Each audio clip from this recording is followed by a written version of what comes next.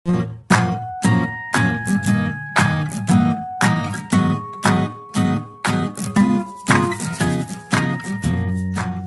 عليكم إخواني أخواتي الكرام، كنتمنى تكونوا بخير وعلى ألف خير وانتم كتشاهدوا هذا الفيديو.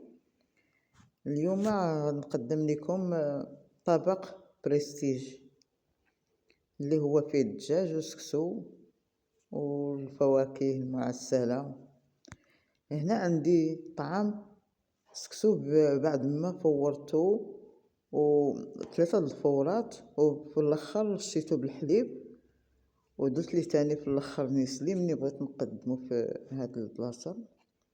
وستفت سميتو خديت القرعه وفورتها ومعستها مزيان وعسلتها بشويه الزبده والقرفه وهذا والسكر السنيده حتى تعسلات مزيان تنشفات من الماء ديالها. بعد ما نشفات درنا السكسو في هذا المول وفوق منه هذيك القرعه المعسله بحال هكذا، ومن بعد كنخوف منه ديك السكسو الاخر.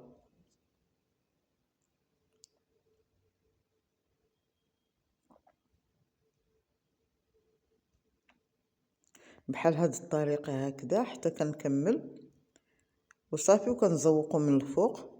كندير ليه البرقوق مع داك الفيلي ديال اللوز والمشماش مع سميتو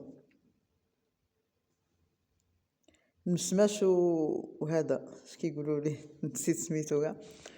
المهم اللوز كندردلوه فوق منه هذا، وفوق منه نقطرو فوق منه نيسلي القرقاع مع المشماش. ومن بعد كنقطر فوق منه هاد نيسلي هكذا، وكنستف الدجاج في لتحت من هذا. كنستف الدجاجات محمرين والمرقه درتها في زلافه، وهاد الزلافه هنايا فيها اللوز مطحون والسكر كلاصي حتى هو،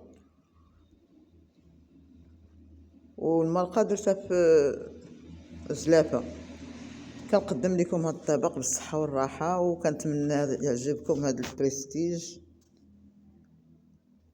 المهم الدجاج محمر راه فايت ليا سبق ليا درتو، والطعام حتى هو فايت ليا درتو. شكرا على المشاهدة.